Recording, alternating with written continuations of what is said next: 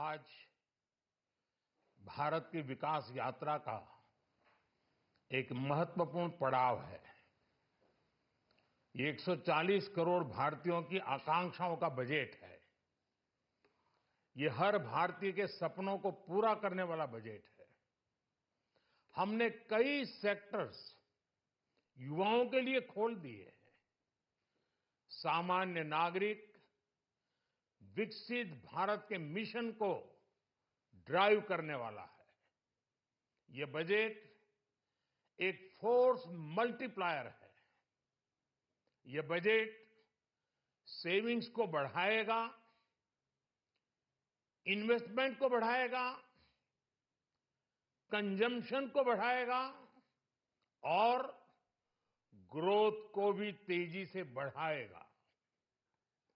मैं वित्त मंत्री निर्मला सीतारमण जी और उनकी पूरी टीम को इस जनता जनार्दन का बजट, पीपल्स का बजट, इसके लिए बहुत बहुत बधाई देता हूं।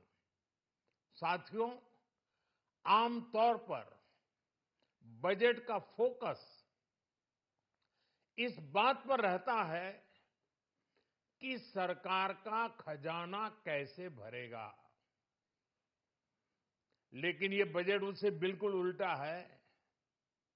लेकिन ये बजट देश के नागरिकों की जेब कैसे भरेगी, देश के नागरिकों की बचत कैसे बढ़ेगी और देश के नागरिक विकास के भागीदार कैसे बनेंगे, ये बजट इसकी एक बहुत मजबूत नींव रखता है। साथियों, इस बजट में रिफॉर्म की दिशा में महत्वपूर्ण कदम उठाए गए हैं। न्यूक्लियर एनर्जी में प्राइवेट सेक्टर को बढ़ावा देने का निर्णय बहुत ही ऐतिहासिक है। ये आने वाले समय में सिविल न्यूक्लियर एनर्जी का बड़ा योगदान देश के विकास में सुनिश्चित करेगा। बजट में रोजगार के सभी क्षेत्रों को हर प्रकार से प्राथमिकता दी गई है। लेकिन मैं दो चीजों पर ध्यान आकर्षित करना चाहूंगा। उन रिफॉर्म्स की मैं चर्चा करना चाहूंगा जो आने वाले समय में बहुत बड़ा परिवर्तन लाने वाले हैं। एक, इंफ्रास्ट्रक्चर स्टेटस देने के कारण भारत में बड़े शिप्स के निर्माण को बढ़ावा मिलेगा। आत्मनिर्भर भारत अभियान को गति मिलेगी और हम सब जानते हैं कि शिप बिल्डिंग ये सर्वाधिक रोजगार देने वाला क्षेत्र है। उसी प्रकार से देश में टूरिज्म के लिए बहुत संभावना है। महत्वपूर्ण 50 टूरिस्ट डेस्टिनेशन, वहां पर जो होटल्स बनाएंगे, उस होटल को पहली बार इंफ्रास्ट्रक्चर के दायरे में लाकर टूरिज्म पर बहुत बल दिया है। इससे हॉस्पिटैलिटी सेक्टर को, जो रोजगार का बहुत बड़ा क्षेत्र है, और टूरिज्म जो रोजगार का सबसे बड़ा क्षेत्र है, एक प्रकार से चारों तरफ रोजगार के अवसर पैदा करने वाला एक क्षेत्र को ऊर्जा देने वाला काम करेगा। आज देश विकास भी, विरासत भी, इस मंत्र को लेकर चल रहा है। इस बजट में भी इसके लिए भी बहुत महत्वपूर्ण और ठोस कदम उठाए गए हैं। 1 करोड़ पांडुलिपियों के लिए संरक्षण के लिए, मैन्युस्क्रिप्ट के लिए ज्ञान भारतम मिशन लॉन्च किया गया है। साथ ही भारतीय ज्ञान परंपरा से प्रेरित एक नेशनल डिजिटल रिपोजिटरी बनाई जाएगी। यानी टेक्नोलॉजी का भरपूर उपयोग किया जाएगा और हमारा जो परंपरागत ज्ञान है उसमें से अमृत निचोड़ने का भी काम होगा। साथियों, बजट में किसानों के लिए जो घोषणा हुई है वो कृषि क्षेत्र और समूची ग्रामीण अर्थव्यवस्था में नई क्रांति का आधार बनेगी। पीएम धन धान्य कृषि योजना के तहत 100 जिलों में सिंचाई और इंफ्रास्ट्रक्चर का डेवलपमेंट होगा।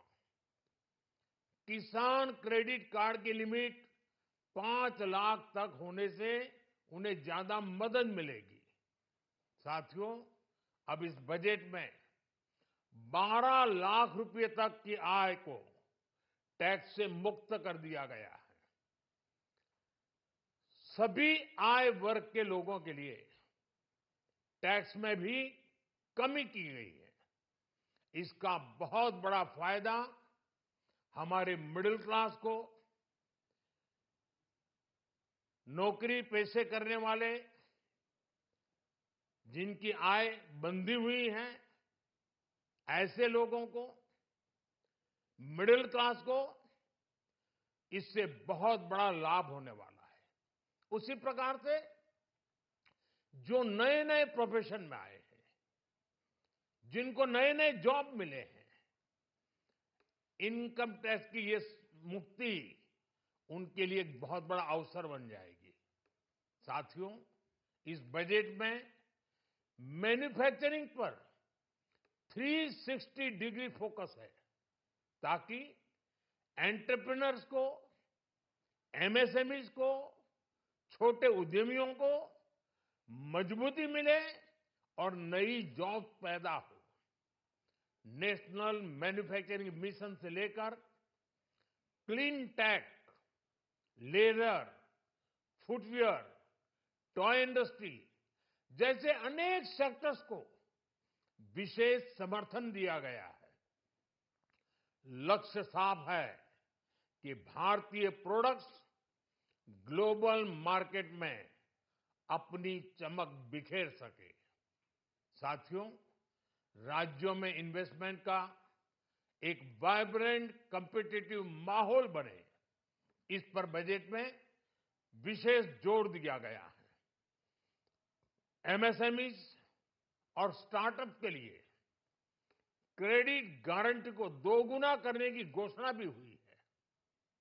देश के एससी, एसटी और महिला जो नए उद्यमी बनना चाहते हैं उनको 2 करोड़ रुपए तक के लोन की योजना भी लाई गई है और वो भी बिना गारंटी।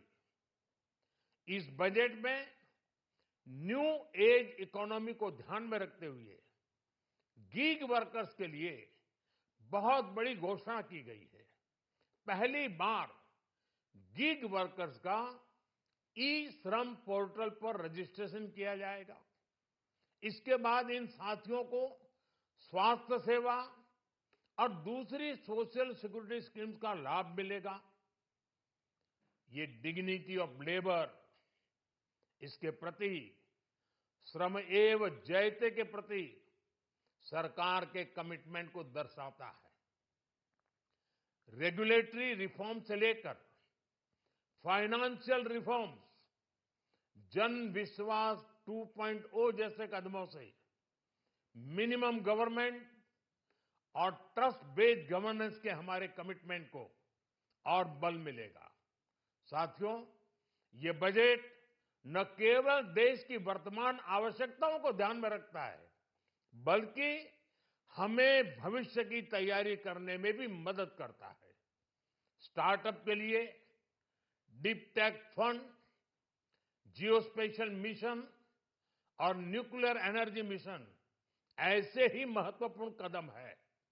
मैं सभी देशवासियों को एक बार फिर इस ऐतिहासिक पीपल्स बजट की बधाई देता हूं और फिर एक बार वित्त मंत्री जी को भी बहुत बहुत बधाई देता हूं।